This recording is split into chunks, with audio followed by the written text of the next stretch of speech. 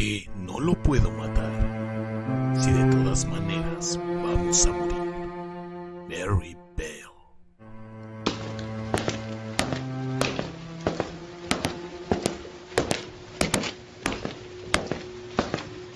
Fenómeno.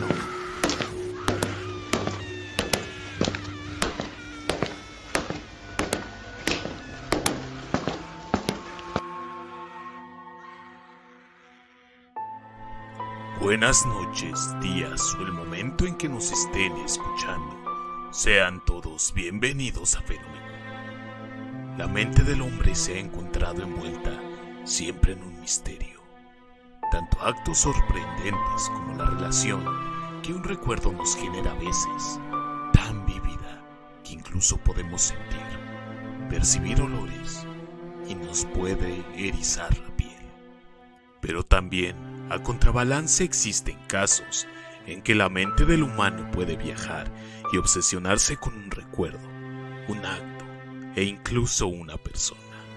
Y ahí es donde tiene cabida este momento en el que una mente presuntamente sana y en algunos casos glorificada se perdió en el abismo más oscuro. Karl Tenzer nació en la ciudad alemana de Dresde cuando formaba parte de la Sajonia del Imperio Alemán. El joven germano nació en una familia que vivía de los remanentes de tiempos mejores, en los que sus antepasados se conocían por condes y en los que su vida se caracterizaba por otros estatus. Eso no privó al joven Karl de viajar a lo largo y ancho del mundo durante su juventud. Uno de esos trayectos fue a través de Italia, donde tuvo lo que podría considerarse como una epifanía.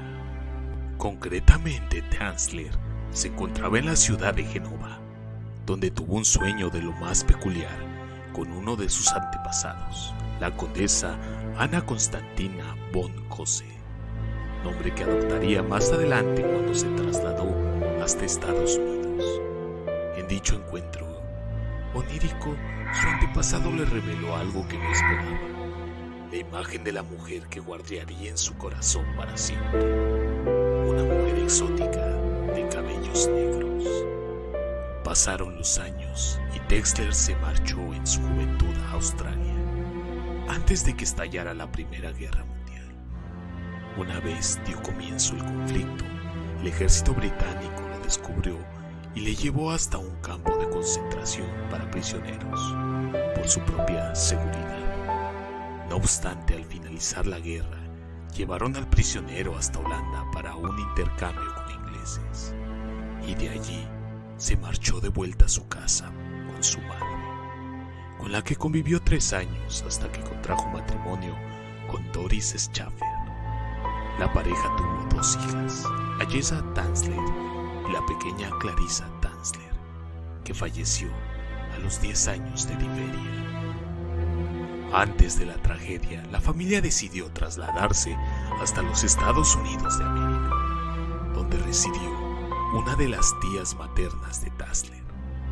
Padre, madre y las 2 hijas viajaron separados desde Rotterdam hasta Florida, pasando por La Habana, pero solo años después Karl Tanzer decidió forjarse una carrera en la medicina, de la que apenas tenía experiencia, por medio de prácticas de radiología en el Hospital de Marines de los Estados Unidos de Cayo Hueso, donde se cambió el nombre a Karl von Kose y donde conoció a Helen Hoyos. María Elena, alias Helen Hoyos. A principios del siglo XX, nace hija de inmigrantes cubanos, llamada María Elena Milagros Hoyos. Su padre, Francisco Pancho Hoyos, había amasado una fortuna en Estados Unidos con la fabricación de cigarros y puros habanos, mientras que su madre, Aurora Milagro, había tenido otras 2 hijas, Florinda, Nana y Celia. Las 3 encontraron marido a temprana edad, pero solo uno permanecía casada el resto de su vida. Mario Medina, pareja de Nana, murió electrocutado en un accidente laboral, que también le costó la vida a un compañero. tras golpear con una grúa un tendido eléctrico. Por su parte, Helen, de una belleza peculiar, se casó con Luis Mesa, que la abandonó a los pocos años de contraer nupcias para marcharse a Miami y dejarlo a su suerte, sin saber que a Elena no le quedaban muchos años de vida. Y es que poco después los médicos le diagnosticaron tuberculosis, una enfermedad que no solo era extremadamente contagiosa a finales del siglo XIX, sino que con sí, total seguridad terminaría cobrándose la vida de la mujer cubano-estadounidense. En ese momento, y en uno de los muchos intentos de su madre Aurora Milagros para salvarle la vida, la llevaron a ver a Carl Tanzler, el médico residente en el Hospital Militar de la Costa. Mientras que Helen se trataba de la vida o la muerte, Carl vio en ella a la mujer de cabellos oscuros que su antepasado le había revelado en un sueño. Cayó rendido a sus pies y enamoramiento repentino derivó a una obsesión continua con su propio paciente. Le agasajó con regalos, joyas, complementos y ropas para conquistarla, mientras intentó salvar su vida con una combinación caótica entre el empleo de todos los medicamentos a su alcance y los escasos conocimientos de medicina que acababa de adquirir de manera autodidacta. No pudo acabar de otra forma. No solo Helen no respondía bien al tratamiento, sino solo no correspondía a las muestras de afecto de Tanzler, sino que falleció a los pocos meses, un 28 de octubre de 1931, casada todavía de manera oficial con Luis Mesa. Una obsesión mórbida, convivir con un cadáver. A pesar de haber sido rechazado por Helen Hoyos antes de su muerte, Tanzler se comportó tras el fallecimiento como si él fuese de verdad el marido de la fallecida. Se hizo cargo de todos los respectivos al servicio funerario, teniendo en cuenta que la familia Hoyos no era precisamente precaria. Pero el ofrecimiento no quedó ahí. En vista de las fuertes lluvias y tormentas que suelen acechar la costa de Florida, Tanzler le propuso a la familia de Elena que fuera él mismo quien se hiciera cargo de la construcción de un mausoleo dedicado especialmente a su hija. Así, la visitó cada noche durante los siguientes 2 años. No obstante, las visitas nocturnas y las flores no fueron suficientes, y en abril de 1933, el cuerpo de María Elena Hoyos desapareció del mausoleo donde había guardado descanso. Con una serretilla y en plena madrugada, Carl Tanzler se llevó el cadáver de su amada hasta su casa. Allí se descompuso a arreglarlo para que conviviese durante los siguientes 7 años a su lado, como si de su mujer se tratase. Unió los huesos con alambres y ganchos para la ropa y llenó las cuencas vacías de los ojos con pedazos de vidrio. Al pasar 3 años del fallecimiento, la piel del cuerpo se encontraba en un avanzado estado de descomposición.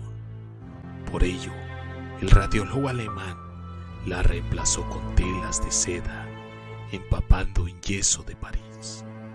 Respecto al pelo, se las ingenió para utilizar una peluca que había sustraído previamente a la madre de Hoyos durante el funeral, de cuando todavía permanecía con vida. Llenó el espacio del abdomen y el pecho con harapos y la mantuvo vestida con medias, joyas y guantes. Además, para tapar el olor, utilizó copiosas cantidades de perfume, desinfectantes y agentes preservadores de tejidos para enmascarar el olor.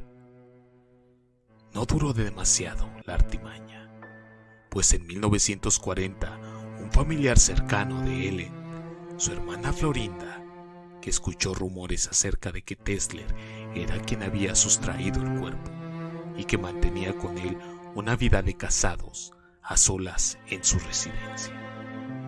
Se acercó hasta la casa para confirmar sus peores temores.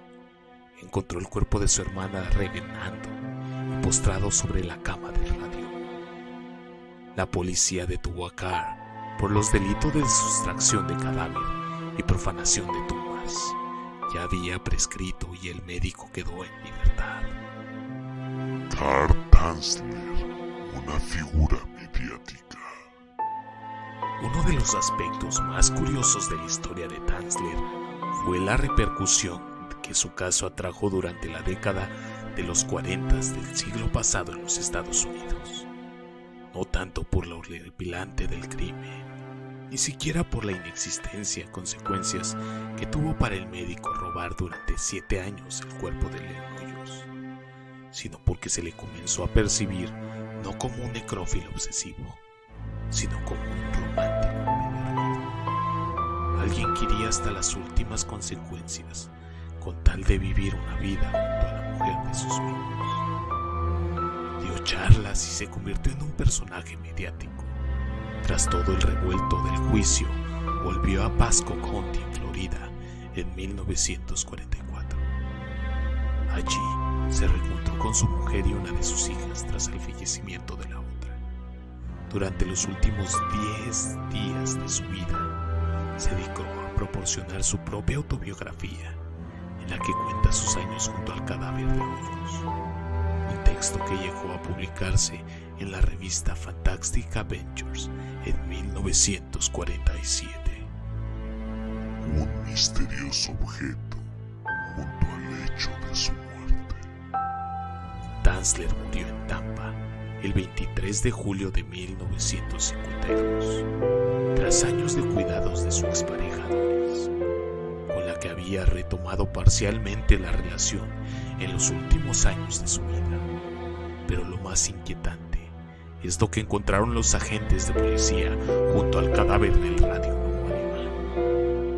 Los últimos años los había dedicado a construir minuciosamente una suerte de afiche egipcio con la forma de Len Hoyos y que encontraron encima de su cama.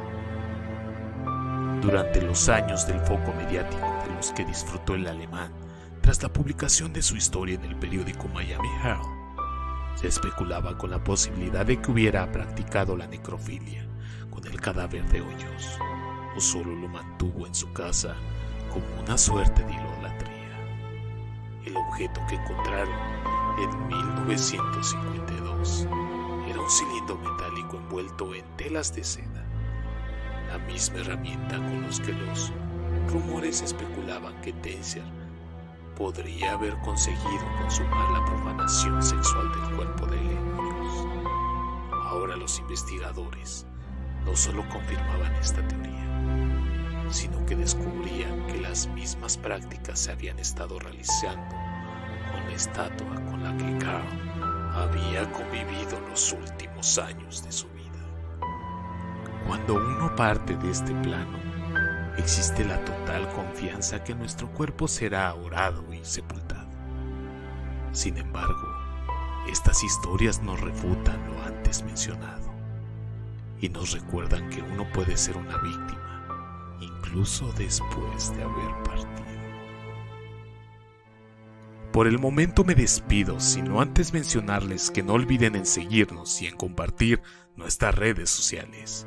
Instagram, /elfenómeno.fm, Facebook como Fenómeno y en YouTube como Fenómeno, todo en mayúsculas. Me despido recordándoles que la curiosidad vence al miedo más fácilmente que el valor. James Stephens.